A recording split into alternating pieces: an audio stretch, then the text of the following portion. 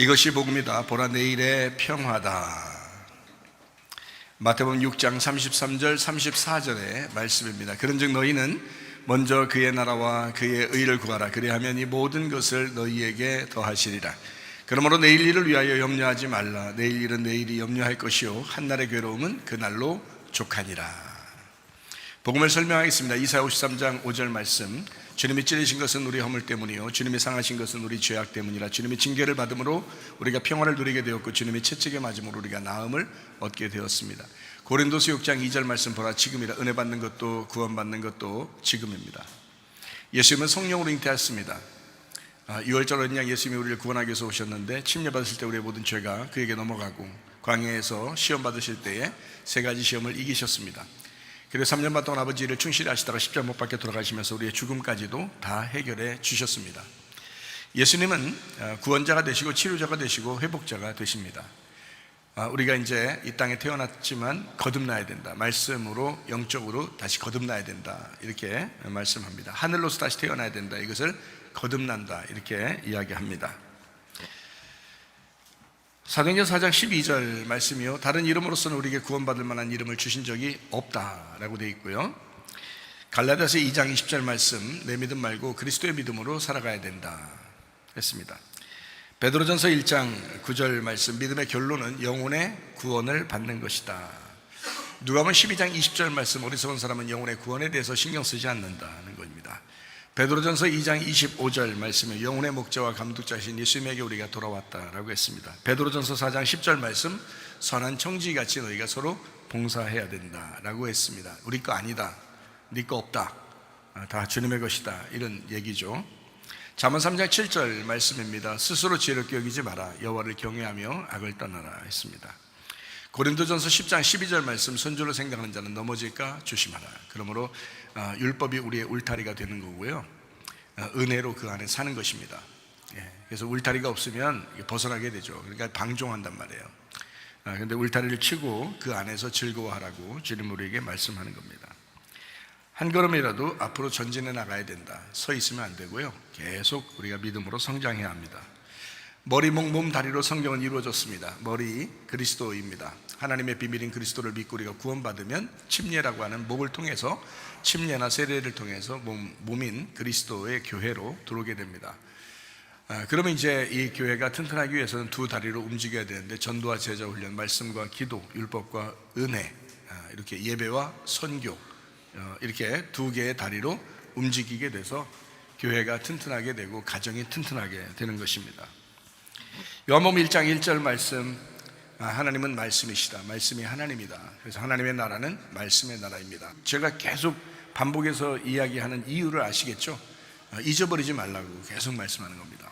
하나님의 나라를 사람들은 막연하게 추상적인 개념 또는 언젠가 가겠지 이런 식으로만 생각하는데, 그렇게 생각하면 성경을 오해하는 겁니다. 성경의 하나님은 말씀이거든요. 영이고 말씀이기 때문에 그 영적인 말씀을, 영의 말씀을 우리가 잘 깨달아 알아야 되거든요. 그래야 그 천국이 이루어지는 겁니다.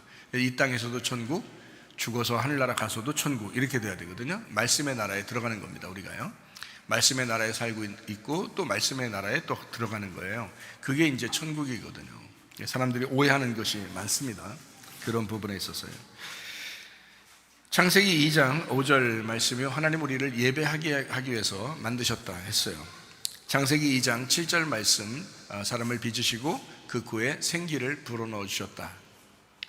예배를 어디서 드리겠냐? 창세기 2장 8절 말씀, 에덴 동산을 두시고 거기에서 예배하게 했다라는 겁니다. 에덴 동산은 우리의 마음, 그리고 우리의 가정, 우리의 교회입니다.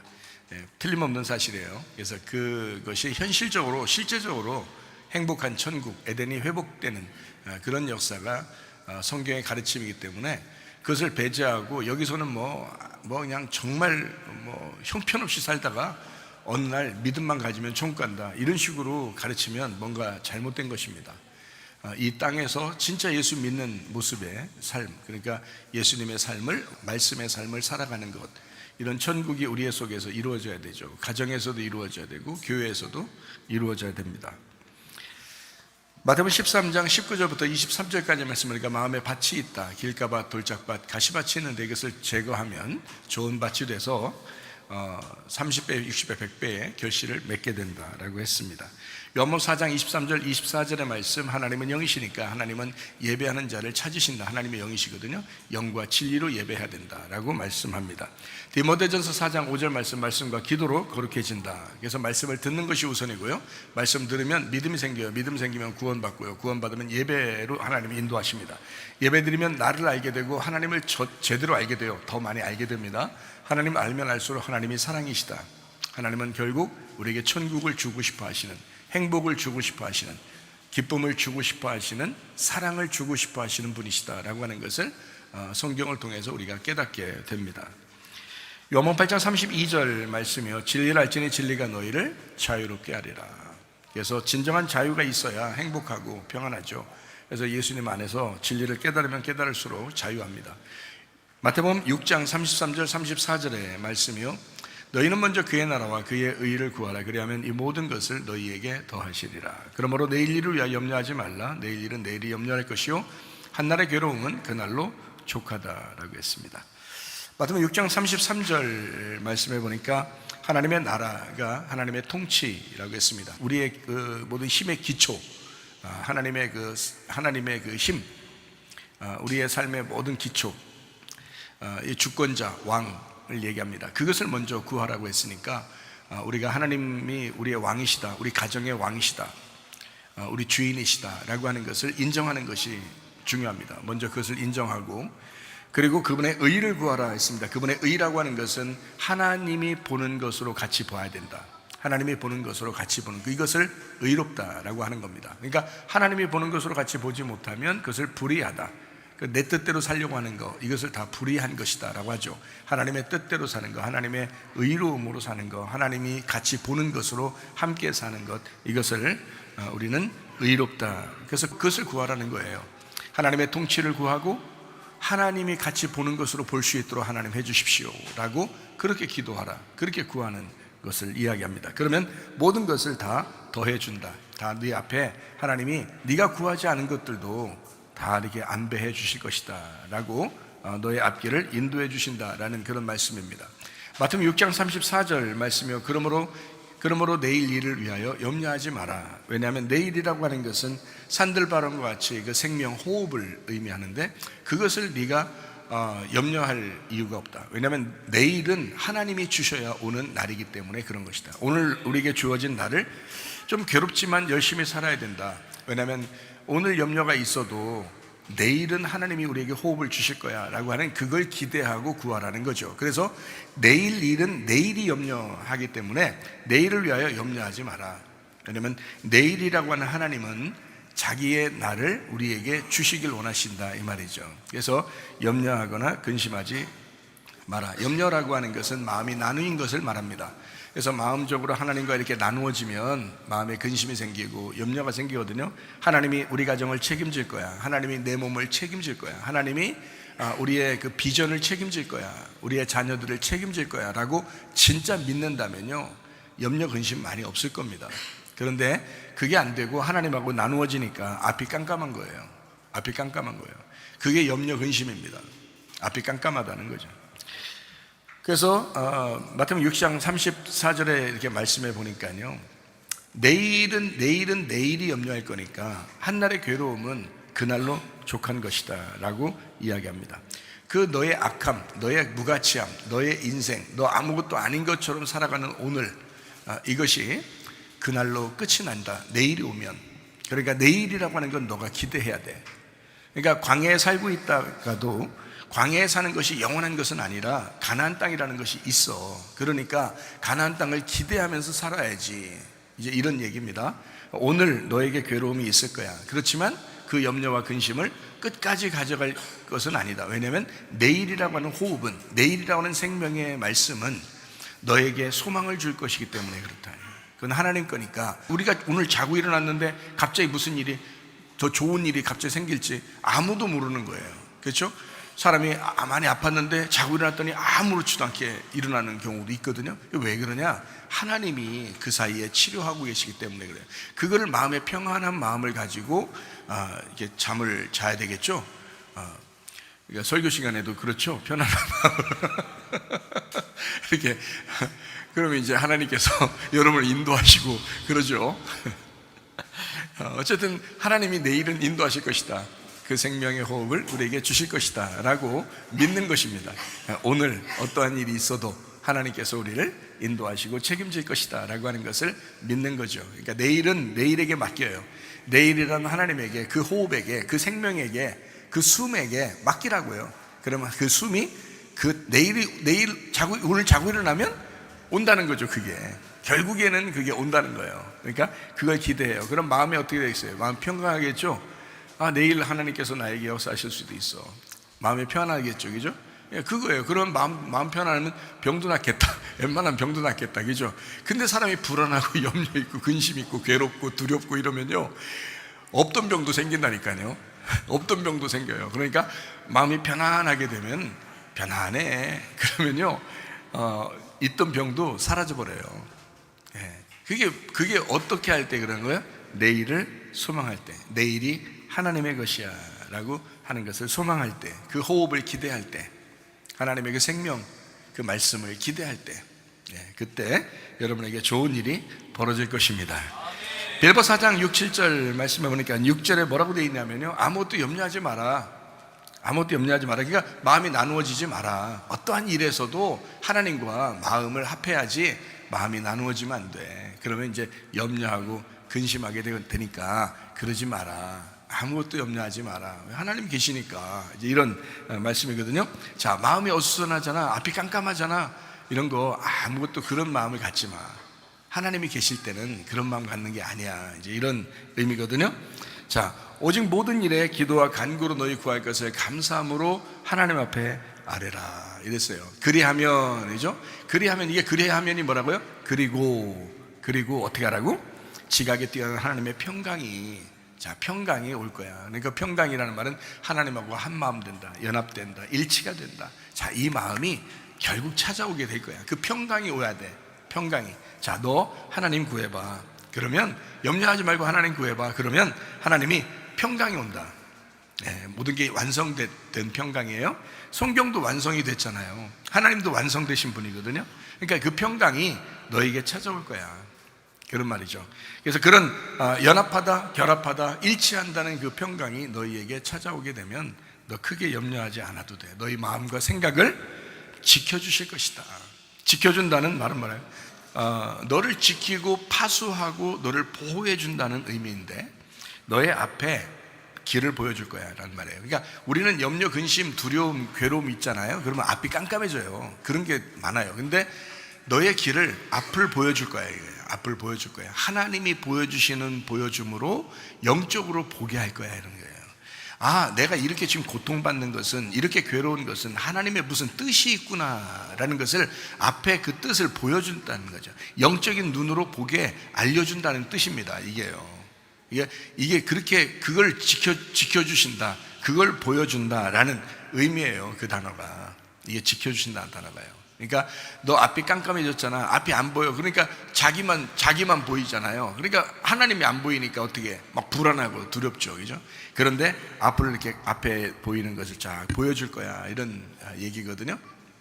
그러면은 앞에 보이잖아요. 영적인 것이 보이잖아요. 하나님의 뜻이 있구나, 하나님의 계획이 있었구나. 룻이라는 여자가 보아스를 만나기 전에 어땠어요? 남편 죽었어요. 그리고 시어머니 따라서 머나먼 타국 땅에, 자기 땅이 아니에요. 자기네 나라 땅에, 자기는 모압 여자인데 이스라엘 땅에 베들레헴에 온 거거든요. 뭐 가족, 친척 이런 거 다 떠나서 홀로 이제 시어머니 따라서 왔는데, 지금으로 말하면 이제 교회를 제대로 만난, 그 시어머니라는 교회를 제대로 만나서 교회 안에서 말씀을 듣기 시작한 거예요. 그러니까 보아스의 밭에서 이제 양식을 줍는 거거든요. 곡식을 줍다가 보아스를 만난 거예요. 우연히 그 보아스의 밭에 가서 곡식을 주웠던 거거든요. 그 우연이라고 하는 게 뭐겠어요? 하나님의 계획, 하나님이 선택해 놓은 장소, 하나님께서 만들어 놓으신 거였거든요.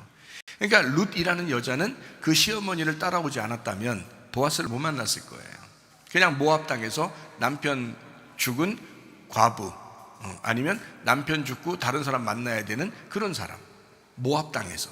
그런데 이 사람이 시어머니를 따라서 베들레헴에 오게 됐는데, 그 베들레헴에서요, 보아스라는 위대한 사람, 다윗 왕의 조상, 예수님의 조상을 만난 거예요. 그 여자가요. 그건 우연히 들어갔다 그랬어요. 우연히 그 땅을 들어갔다 그랬어요. 근데 그 우연이 하나님의 계획이었던 거죠. 여러분에게 우연히 자기도 모르게 갑자기 아픈 경우가 있고요, 갑자기 가정에 문제가 생기기도 하고, 갑자기 어떤 어려움이 생길 수도 있단 말이에요. 그 우연함 속에서 하나님은 갑자기 또 인도하시는 경우가 있어요. 갑자기 하나님이 좋은 방향으로 인도하시는 경우가 있어요. 그게 바로 뭐냐면 우연 속에 있는 하나님의 결정적인 필연이라는 거죠. 하나님의 계획, 하나님의 뜻. 그러니까 그것이 보이면 되는 거예요. 그 영적인 부분이 보이면 되는 거예요. 하나님이 나를 이렇게 인도하시겠구나 라고 하는 것을, 그래서 기도하고 평강이 올 때까지 기도하라는 거예요. 평강이 올 때까지. 그 평강이 오면 그게 응답이거든요. 근데 대부분 사람들이 안 믿어요. 그 무슨 건지도 몰라요. 기도 응답이 어떤 건지도 잘 모르니까 잘 안 믿는다고요. 근데 마음에 평강이 올 때까지 한번 기도해 보세요. 그래서 진짜 마음에 평안이 확 오고 진짜 안식이 오면요, 그냥 이루어집니다. 실제로. 그게 놀라운 역사예요. 문제는 마귀가 자꾸 우리를 불안하게 하고 염려 근심하게 해서 평안이 오지 못하도록 계속 방해하는 게, 그게 마귀 역사예요. 그게 마귀 역사예요. 여러분, 마음에 평안만 있어봐요. 안식하죠. 위로 다 받죠. 마음에 평안만 있으면요, 그럼 뭔가 좋은 일이 생길 것 같죠. 실제로 그렇거든요.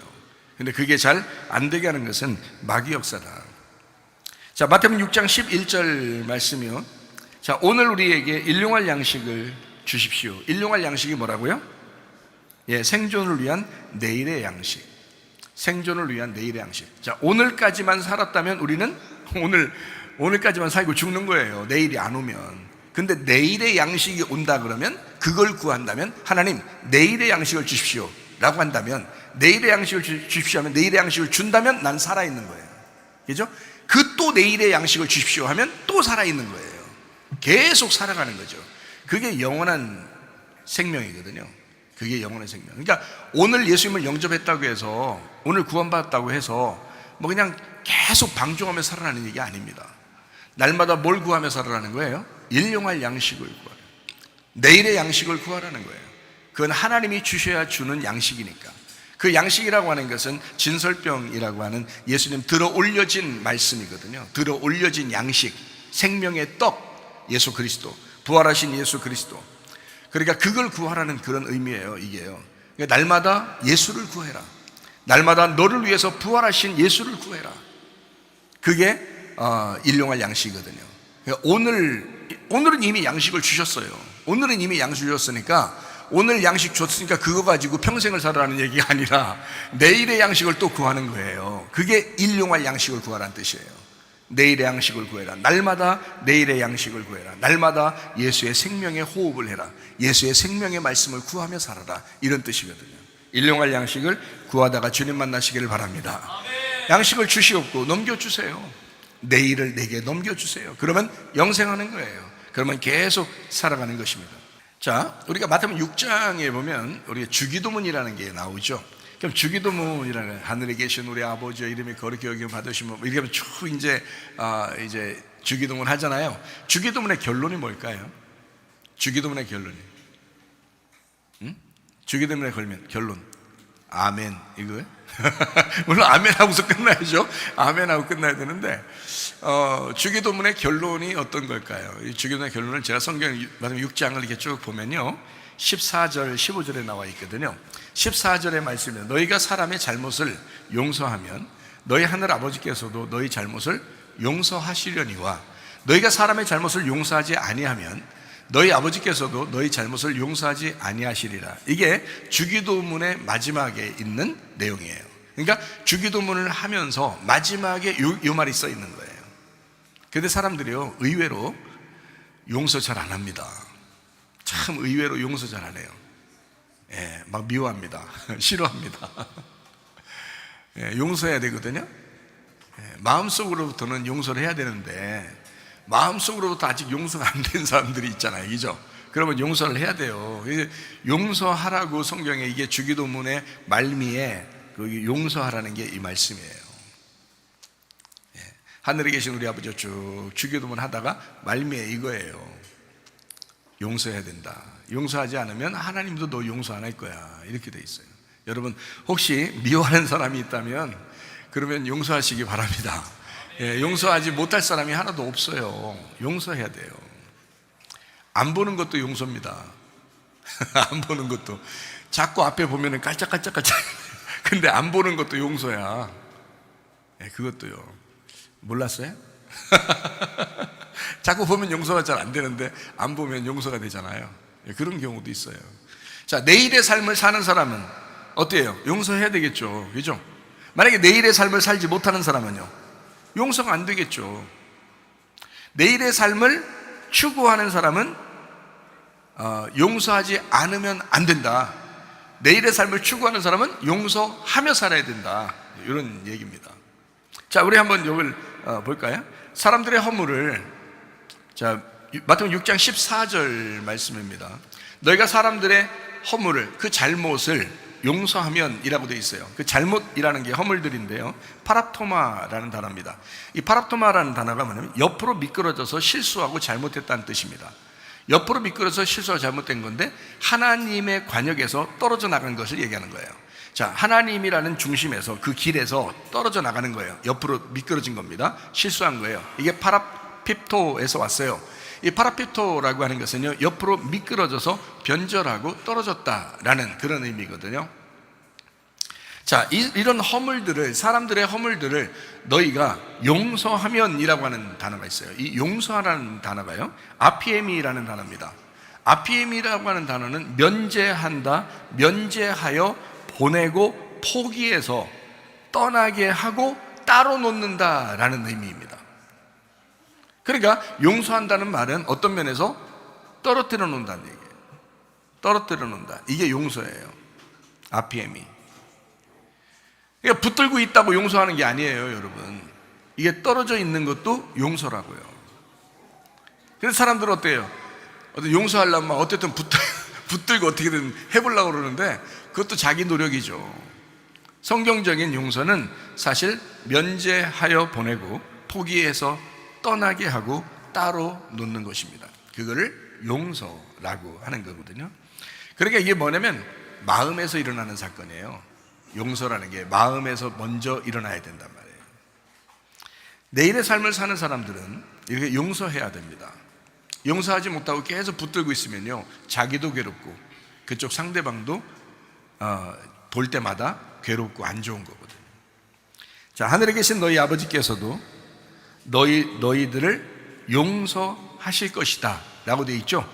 그러니까 너희가 사람 잘못을 용서하게 되면 너희 하늘 아버지께서도 너희 잘못을 용서하신다 라고 되어 있어요. 용서하신다는 말은 아피엠이라고 했죠. 따로 면제해서 보내고 포기해서 떠나가게 한다라는 의미예요. 자, 생각해봐요. 면제하고 없애주면 면제하고 없애버려 줄 것이다, 이 말이거든요. 자, 네가 그거 완전히 잊어버리고 면제하고 딱 떠나보내주면 그럼 하나님께서도 그거를 딱 떠나보내주게 만들어 줄 거야 라는 그런 말씀이에요. 자, 생각해 보세요. 마태복음 6장 15절 말씀을 또 보면 좀 더 자세하게 이해가 되는데요, 너희가 사람의 잘못을 용서하지 아니하게 되면 너희 아버지도 너희 잘못을 용서하지 않는다 이랬습니다. 자, 너희들이 사람들의 허물들을, 다시 말하면 파라핍토입니다. 파라핍토라고 하는 같은 길에서 미끄러져 있는 그 사람을 용서하지 아니하면, 자, 따로 떨어뜨려 놓지 않으면, 네 마음으로부터 이걸 딱 떨어뜨려 놓지 아니하면, 이것을 어떻게든지 붙들어 놓고 이게 아니라 딱 떨어뜨려 놓지 아니하면 너희 아버지께서도 너희 허물들을, 파라핍토, 너도 어느 날 미끄러져 있고 하나님으로부터 조금 멀어지는 그런 관계들을 하나님께서도 용서하지 아니할 것이다, 이런 말이거든요. 자, 제가 이걸 다시 설명을 해줘야 여러분이 좀 이해할 것입니다. 내일의 삶을 추구하는 사람은 이렇게 6장 15절처럼 살면 안 되거든요. 그렇죠? 그러면 이게 뭐냐? 6장 15절에 나와 있는 이 말은 면제하고 없애주지 아니하면 면제하고 없애주질 않을 것이다, 하나님께서도, 이런 말이에요. 자, 여러분, 며느리가 시어머니를 미워했어요. 뭐 그런 경우도 있잖아요. 또 성도들 중에서도 누가 누구를 미워했어요. 자, 그러면 미워하는 마음을 정말 떠나보내주면, 이걸 미워하는 마음을 떠나보내주면 없어질 텐데, 미워하는 마음이 계속 있다면 어떻게 될까요? 용서하지 아니하면 여기에 매여 있어요. 매여 있게 된다고. 그러면 그 며느리는 시어머니에게 꼼짝 못하고 매여서 살게 됩니다. 그래서 집에서 잠을 잘 때도, 혼자 있을 때도 시어머니 생각만 하면 탁 매이게 되는 거예요. 그런 이 사람이 어떻게 살아가냐고. 이거를 과감하게 떠나보낼 수 있어야 이게 용서라는 거예요. 이걸 과감하게 떠나보낼 수 있어야 이게 용서인데, 떠나보내지 못하고 계속 매여 있는 거예요. 자, 가족들만 생각하면 막 짜증이 나, 힘들어. 가족들만 생각하면 치대야 될 사람이 자기한테 이렇게 행동하니까 막 화가 났어. 그러면 이것을 용서해야 되잖아. 마음을 딱 떠나보내야 되거든요. 아예 딱 마음으로 딱 접고 면제하고 딱 떠나보내야 되는데 이게 안 돼. 그러면 식구들을 생각할 때마다 기분이 안 좋아. 그러면 그 말이 어떻게 된 거예요? 식구들 생각할 때마다 기분이 안 좋으면 어떻게 되겠어요? 이게 계속 매여 있는 거예요. 거기에 아직 떠나보내질 못했다는 거죠. 그러면 거기에 매여 있으니까 어때요? 병 걸립니다, 그 사람이요. 그러니까 여러분, 떠나보낼 수 있는 것은 자기가 잘못하고 자기가 허물이 있고 실수하고, 자기도 그렇잖아요. 우리 인간이라는 게 뭐 다 하나님처럼 다 옳습니까? 그렇지 않죠.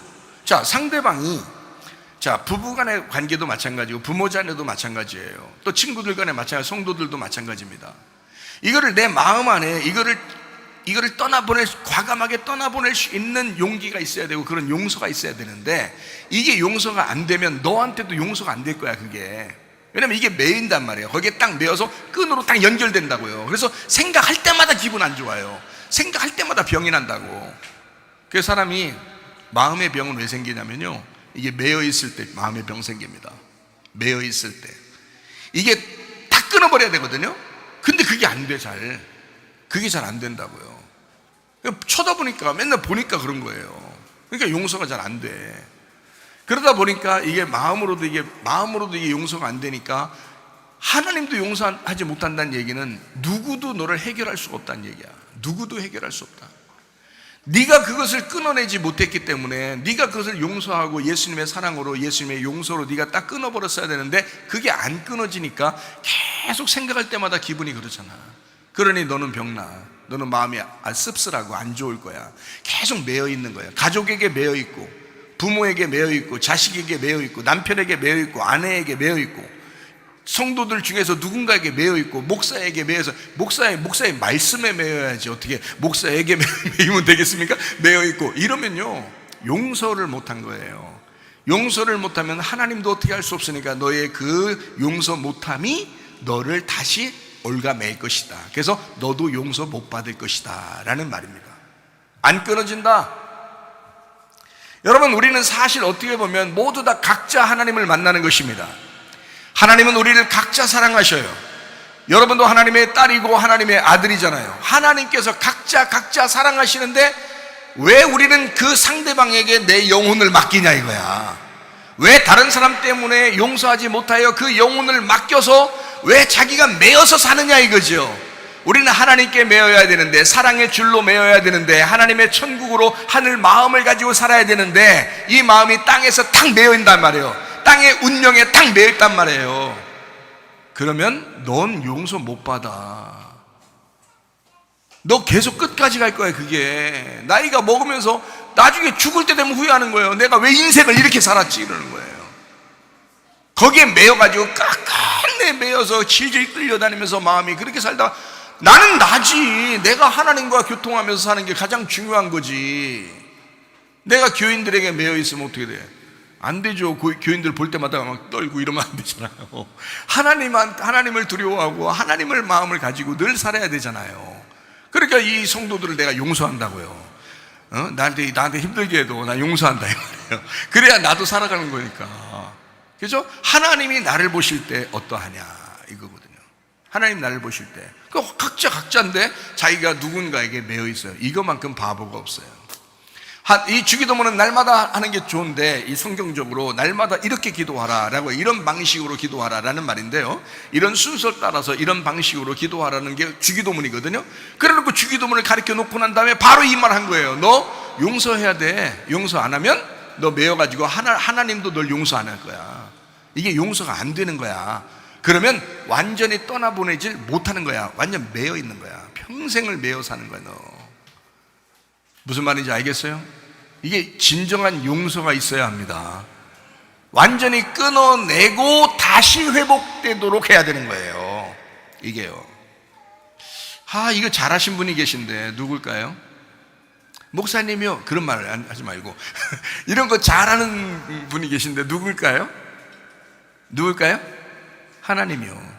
하나님이 그걸 잘해요. 그래서 하나님은 늘 마음이 평강하신가 봐. 하나님이요, 언제 그걸 잘했어요? 인간이 선악과를 먹으니까 이거 가만히 붙들고 있다가는 하나님 병들게 생겼어. 병나게 생겼어. 하나님이 선악과 딱 먹은 인간들한테 딱 불러가지고요, 막 뭐라고 한 다음에, 그 다음에 나가 그러잖아요. 일단 떠나. 나하고 떠나. 그래서 선악과 먹은 사람들 떠난 거예요. 에덴 동산에서 쫓겨난 거예요. 그래서 일단 떠나. 그게 나의 용서야. 딱 그러잖아요. 하나님의 용서 방법입니다. 여러분, 어떤 사람을 용서한다고 하고 여러분이 매이는 경우가 얼마나 많은가? 여러분이 용서한다고 해놓고 여러분이 매이는 경우가 얼마나 많은가? 진정한 용서는 마음으로부터 완전히 털어버리는 것입니다. 딱 끊어버리는 겁니다. 그게 진정한 용서예요. 하나님이 딱 끊어버리는 거 보세요. 쫓아내고 에덴 동산을 완전히 싹 둘러싸고요, 딱 끊어. 길을 또 막었는데 보통 사람들이 막게 안 만들고 불칼로 막 천사가, 그룹 천사가 불칼 들고서 길을 막아놨어요. 못 오게. 이 하나님이에요. 용서. 이거 아주 깨끗한 용서입니다. 그렇게 하고 난 다음에 어떻게 해요? 나중에 하나님이 그들을 용서하고 사랑하기 위해서 너희들이 못 와. 너희들이 율법적으로는 못 오는 거야. 노력해. 농사 짓고 노력해서 와라. 근데 못 올 거야. 내가 내려가서 내가 죽을게. 네 대신. 그러니까 네가 죽어야 끝나는 일을 내가 죽어서 끝낼게. 이게 하나님의 아들입니다. 여러분, 이거 죽어야 끝나는 게임이에요. 여러분, 그래야 용서가 되는 겁니다. 그러니까 예수를 붙드셔야 된다 이거 말이에요. 예수를 붙드셔요. 그게 은혜예요. 자, 마태복음 6장 15절 말씀이요, 용서하지 아니하게 되면 너희 아버지께서도 너희 잘못을 용서하지 아니하시리라. 자, 무슨 뜻인지 알겠죠? 면제하고 없애주지 아니하면 면제하고 없애주지 않을 것이다. 아무도 너를 어떻게 못해. 그 말이에요. 매여서 벗어나지 못하고 너는 끝까지 괴로워하며 살 것이다. 너 하나님을 믿었지, 예수 믿었지. 근데도 괴로워. 왜? 용서를 못했으니까. 용서를 못했으니까 너는 괴로울 거야. 마음으로부터 딱 끊어버려야 돼요. 성경에 이렇게 용서하지 못한 사람들이 나옵니다. 창세기 4장 5절 말씀입니다. 가인과 그의 재물은 받지 아니하신지라. 가인이 몹시 분하여 안색이 변해. 승질났다는 얘기예요. 승질나면 막 가정 싸움 납니다. 막 승질나면 교회에서도 싸움 나고요. 다 승질 때문에 그래요. 그러면 승질은 좀 지나가는 동물한테 주고 그냥 우리 승질 좀 죽이고 삽시다. 그래야 되는데, 아이 승질나서 그래. 가인도 승질나니까 그냥 이러잖아요. 몹시 분하여 안색이 변했다.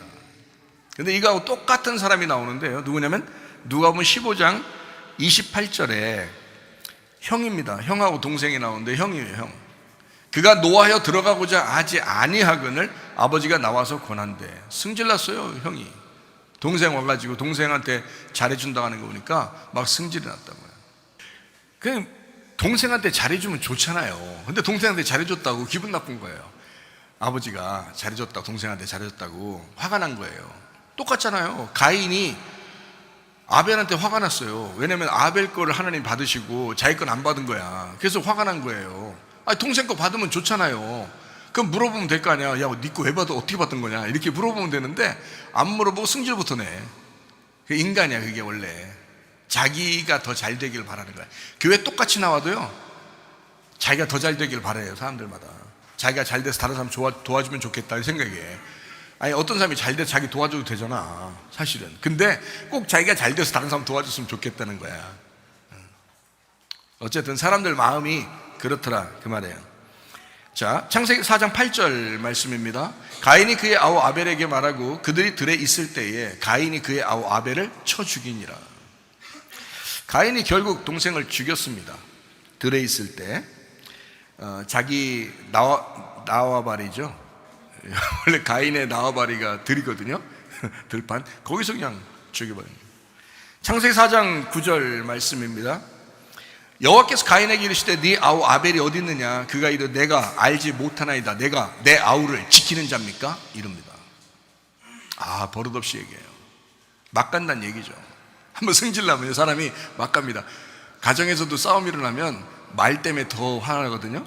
그게 왜 그러냐면 막 가자는 얘기거든요. 말을 막 하는 거야. 그러다 보니까 더 승질나는 거야, 사실은. 그래서 나중에는 뭐 사람들 이혼하고 그러면요, 다 뭐 때문에 그런다 그래요. 말이 안 통해서 이혼한다 그러잖아요. 왜 결혼을 어떻게 했어 그럼? 말 통해서 결혼해놓고 말이 통해서 결혼해놓고 말 안 통해서 이혼한대야. 다 그래요. 말이 안 통해서.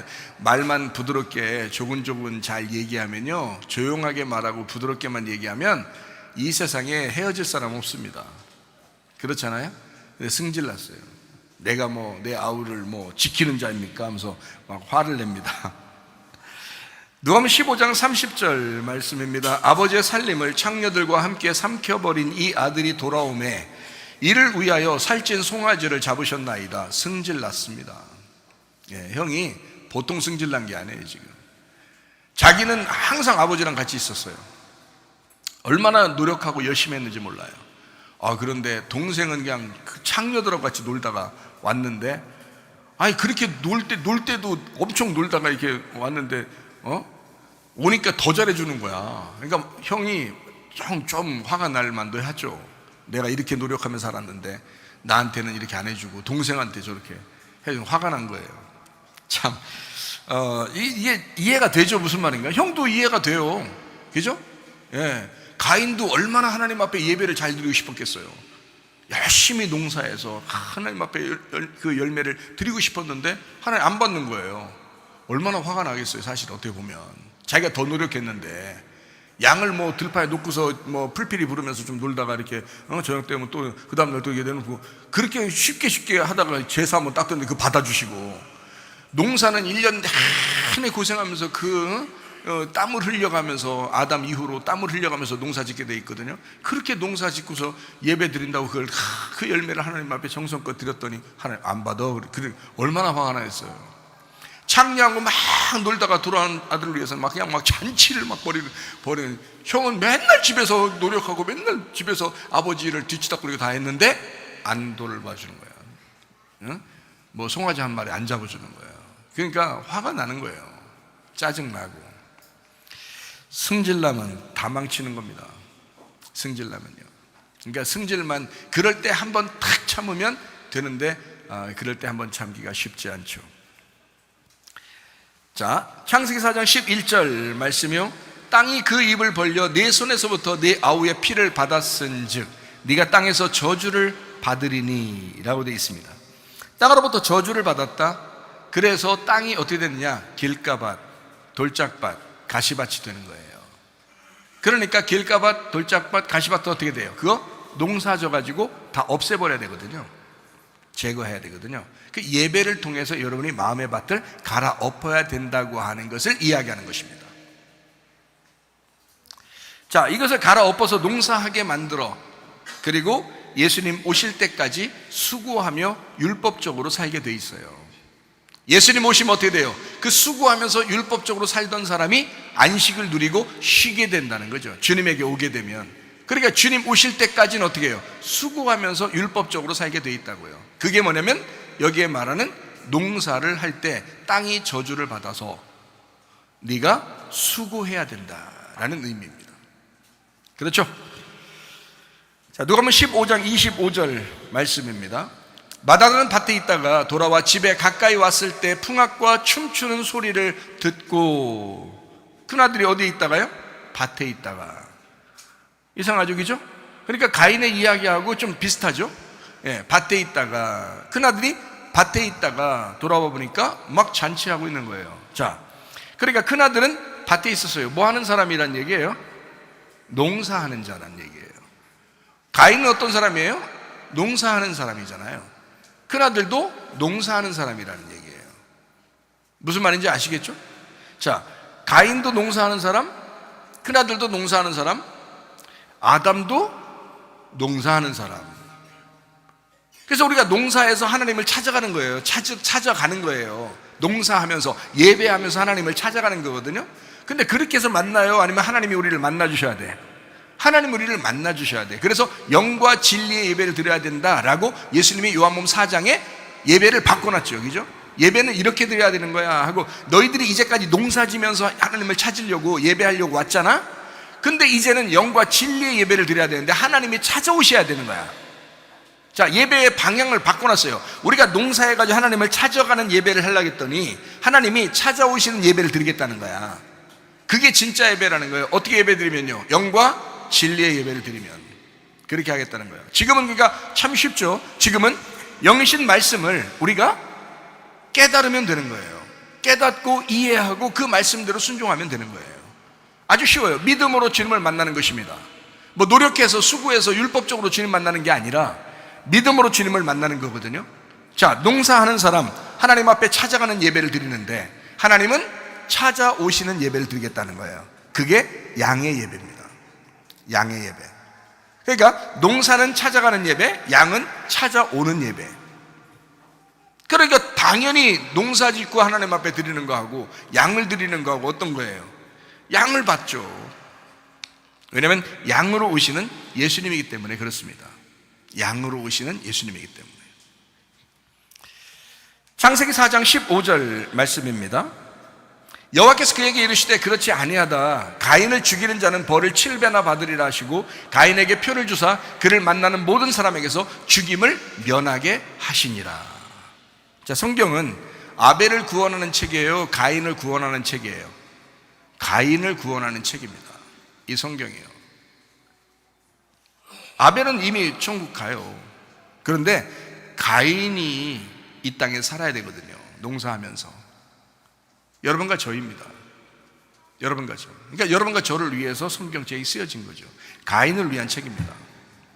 그래서 창세기 4장 15절의 이 말씀은 가인을 죽이지 못하게 한다. 이게 구원의 길이에요. 하나님께서 오시면, 자, 하나님의 아들 예수가 오시면 가인 너도 구원받을 거야. 그러니까 아무도 너 죽이지 못하게 할 거야. 하나님의 구원의 책이거든요. 누가복음 15장 31절 32절 말씀입니다. 아버지가 이르되 예 너는 항상 나와 함께 있으니 내 것이 다 네 것이로되 이 네 동생은 죽었다가 살아났으며 내가 잃었다가 얻었기로 우리가 즐거워하고 기뻐하는 것이 마땅하다 하니라. 아들아 너는 항상 나와 함께 있고 내 가진 게 모든 것이 네 거잖아. 너의 동생은 근데 죽었다가 살아난 거야. 그러니까 우리가 기뻐하는 게 당연한 거 아니냐? 라고 얘기하는 거예요. 여러분, 한 아버지의 마음이 형을 미워한 거였습니까? 아니에요. 얘야, 아들아, 아버지께 다 네 거잖아. 너는 그냥 기뻐하면 된 건데 동생이 왔으니까 기뻐하면 됐잖아. 동생이 죽었다가 왔잖아. 근데 너는 기뻐하지 아니하고 오히려 화가 났어. 가인도 마찬가지예요. 아벨의 제사가 하나님의 뜻의 제사였어요. 아담과 하와에게 하나님이 가죽옷을 입혀주시고 동물을 잡아서 하나님이 입혀주신 옷, 그 제물로 하나님 앞에 가야 돼요. 그래서 아벨의 제사를 받을 수밖에 없는 거예요. 그렇다고 가인을 미워한 게 아니거든요. 근데 가인 혼자 생각에 아벨 것을 받고 내 걸 안 받았다, 아벨을 사랑하고 날 안 사랑했다라고 생각한 거예요. 근데 하나님의 마음은 그게 아니거든요. 가인아, 네가 그렇게 화내는 게 왜 그러느냐? 가인아, 네가 화내는 것이 무슨 일이냐? 너는 네 마음을 다스려라. 왜 그러냐 너 도대체? 형에게 얘기합니다. 동생이 죽었다가 돌아왔을 때 형에게 얘기합니다. 하나님 아버지가 얘야, 아들아, 동생이 왔잖아. 너무 기쁜 일이잖아. 그러면 함께 우리가 즐거워하는 게 당연한 거지. 너 내게 다 네 거야. 너는 여기 있었잖아. 근데 왜 화를 내? 이게요, 바리새인들의 모습이었고요, 인간으로 태어난 첫 번째 아담으로 태어난 여러분과 저의 모습들입니다. 이게요, 이 마다들의 모습이, 가인의 모습이. 근데 하나님 아버지의 마음은 그렇지 않아요. 형하고 동생을 다 사랑하십니다. 가인과 아벨을 다 사랑하시는 하나님, 그게 아버지 마음이에요. 한마디로 말하면 아버지 마음을 네가 모르는 거야. 네가 내 마음 알아? 네가 내 마음을 모르는 거야. 내 마음을 이해했으면 좋겠어. 아버지 마음을 이해했으면 좋겠어. 그래서 성경책은 아버지 마음을, 아버지 하나님의 마음을 이해하라고 쓴 책입니다. 하나님의 말씀을 통해서 여러분 하나님 마음을 이해하시기를 바랍니다. 창세기 4장 10절 말씀입니다. 이르시되 네가 무엇을 하였느냐? 네 아우의 핏소리가 땅에서부터 내게 호소하느니라 라고 되어 있습니다. 자, 참 놀랍죠? 아벨이 죽었습니다. 그 아벨이 죽고 그 핏소리가 하나님에게 상달된다는 거예요. 여러분 어떻게 보여요? 어차피 하나님은 가인을 사랑합니다. 가인을 구원하고 싶어 해요. 이해가 돼요?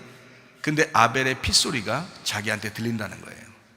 이 말이 무슨 말이냐면 아벨이 제사를 드리는 사람이 아니라 아벨이 제물이 된 거예요. 아벨의 피가 하나님에게 들린다는 거예요. 자, 너를 구원하기 위해서, 가인이라는 너를 구원하기 위해서 아벨이 피를 흘렸어. 그 소리가 하나님 아버지의 귀에 들린다는 거예요. 하나님은요, 제사 드리는 자를 원하는 것이 아니라 제물이 되는 것을 원하는 것입니다. 분명한 사실이에요.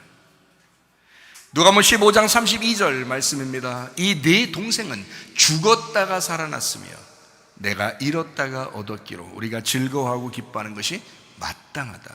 자, 무엇을 아버지가 원했던 거예요? 죽었다가 살아난 내 아들. 죽었다가 살아난 내 아들. 여러분, 제사 드리는 걸 하나님이 원하는 게 아닙니다. 제물을 원하시는 겁니다. 여러분은 어떤 제물로 하나님 앞에 나오십니까? 예수 그리스도, 나를 위해서 죽으신 예수 그리스도라는 제물을 가지고 주님 앞에 나오셔야 합니다. 사람이요, 육체적으로 사는 사람이 있고 성령으로 사는 사람이 있습니다. 갈라디아서 5장에는 육체의 열매가 있고 성령의 열매가 나옵니다. 육체의 삶을 사는 사람은요, 내가 살기 위해서 남을 죽이는 거예요. 그게 육체의 삶입니다. 다른 사람을 미워하는 게 나를 높이기 위해서, 나를 높이고 나를 살리기 위해서 남을 죽이는 거죠. 그래서 비판하고 판단하고 하는 거 아닙니까? 육체로 사는 사람은 내가 살기 위해 남을 죽이는 겁니다. 근데 성령으로 사는 사람은요, 남을 살리기 위해서 내가 죽는 겁니다. 남을 살리기 위해서 내가 죽는 거예요. 자, 가인과 아벨을 통해서 보세요. 가인은 아벨을 죽여서라도 자기의 의로움을 나타내보고 싶었던 거예요. 형과 동생에서 동생을 아주 비난해서라도 형이 자기의 의로움을 드러내고 싶었던 거죠. 그런데 하나님은 그렇지 않죠. 성령의 삶은 어떻게 하냐? 그 사람을 드러내기 위해서 자기가 죽는 겁니다. 가인을 드러내기 위해서 아벨이 죽는 거고요, 대들지 않습니다. 아벨이 가인한테 대들지 않아요. 누가 더 힘이 셌느냐 이런 건 모르잖아요, 솔직히. 그런데 아벨이 대들질 않아요. 가인을 살리기 위해서 자기가 죽는 겁니다. 형의 그 비난을 그대로 고스란히 받으면서 동생은 가만히 있습니다. 하나님은 성령의 사람이 되기를 원하시는 거거든요. 여러분과 저도 육체적으로 삶을 사는 게 아니라 성령으로 사는 삶을 사셔야 합니다. 사람이요, 땅의 운명을 가진 것이 바뀌어서 하늘의 운명으로 바뀌어야 되거든요. 땅의 운명적으로 사는 그 운명이 뭐냐면 육체의 욕심들입니다. 그게 육체예요. 그게 약점이거든요. 여러분에게 다 약점들이 있어요. 그 약점이 다 있는데 그 약점들을 어떻게 해요? 하늘의 운명으로 바꿔야 되거든요. 그 바꾸는 게 그리스도의 삶이에요. 근데 안 바꿔. 사람들이 교회 다니면서 나 예수 믿어. 근데 안 바꿀 거야. 내 승질은 내 승질대로 살 거야. 이런다고요. 그게 무슨 그리스도인이에요? 그게 무슨 거듭난 겁니까? 말이 안 되잖아요. 바뀌는 게 정상입니다. 땅의 운명을 가진 이 약점을 하늘의 운명인 강점으로 바꿔야 되는 거예요. 여러분 잘 생각해 보세요. 육체의 열매를 맺고 살면요, 그걸 음녀라고 그럽니다. 성경에서는. 그래서 성령의 열매를 맺고 살면요, 그것을 신부라고 그럽니다. 천국은 신부가 있는 나라고요. 신부들이 이루어진 나라, 새 예루살렘이 신부들이에요. 어린 양 되신 예수님 신랑이고 신부가 천국입니다. 잘 생각해 보세요. 자, 누가 누구를 더 비판하고 판단하고 죄인이라고 정죄할 수 있겠는가? 없어요. 생각해 보시라고요, 여러분. 그래서 마태복음 7장에는 비판하거나 판단하지 마라 라고 되어 있습니다. 우리는 비판받고 우리는 판단받아야 되죠. 율법적으로 하나님의 말씀으로 우리 자신들을 울타리를 쳐야 되니까 우리 자신들을 비판받고 판단받아야 됩니다. 하나님으로부터, 말씀으로부터 비판받고 판단받아야죠. 그러나 다른 사람은 네가 괜히 하나님처럼 판단하거나 비판하면 안 된다는 얘기예요.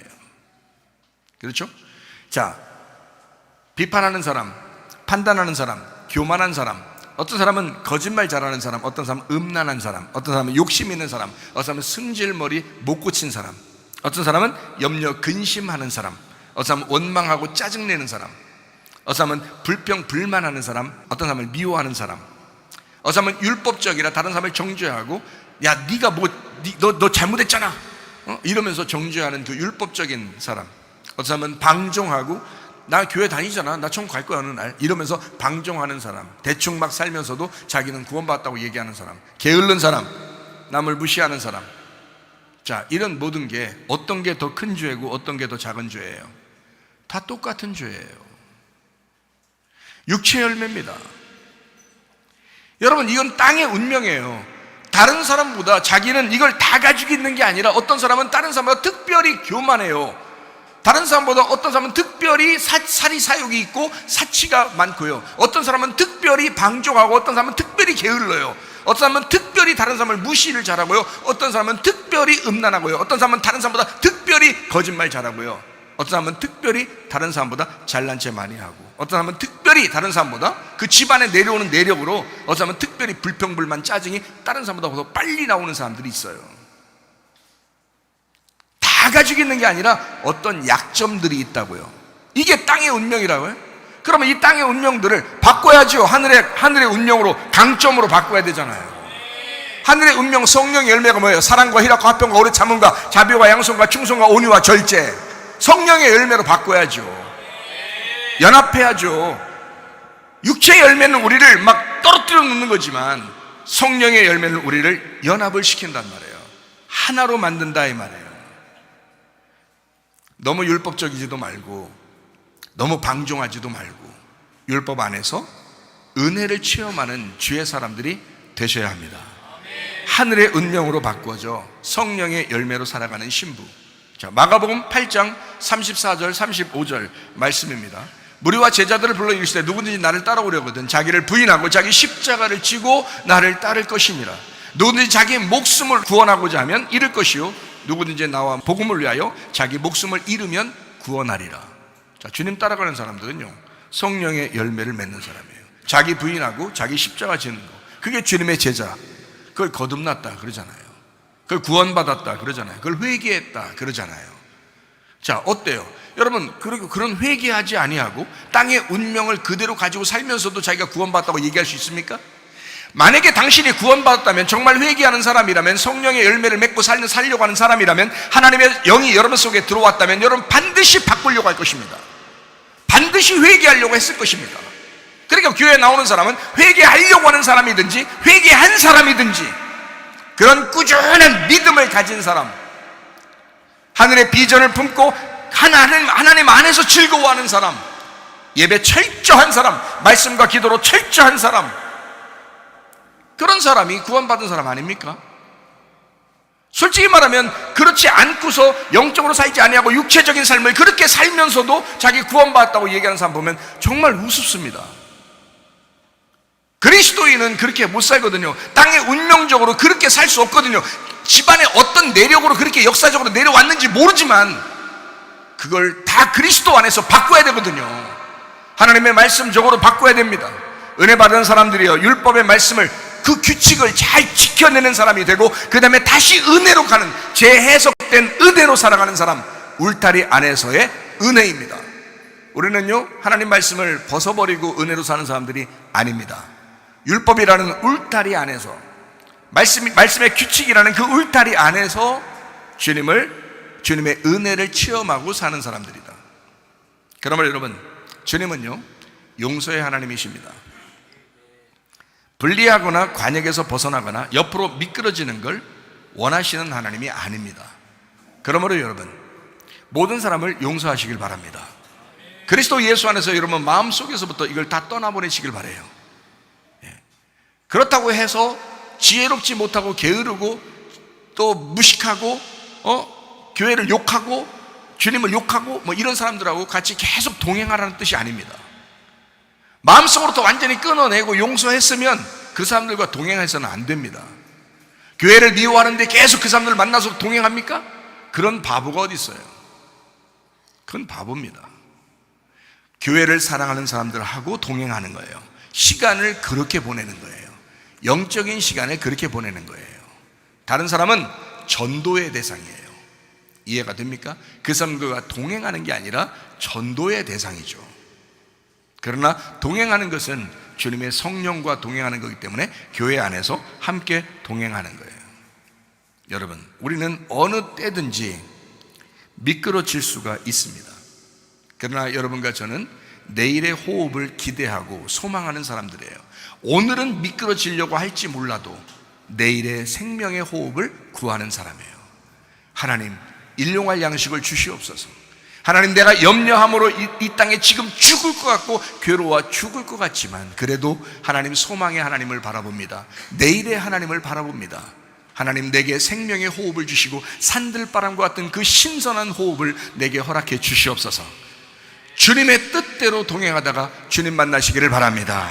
하나님 아버지의 사랑과 은혜를 감사드립니다. 하나님, 내일의 호흡을 우리에게 허락하시길 원하시는 주님, 사랑을 주시길 원하시는 주님, 천국의 소망을 허락해 주시려고 하시는 주님, 주님 안에서 항상 주님과 동행하다가 주님 만나게 도와 주시옵소서.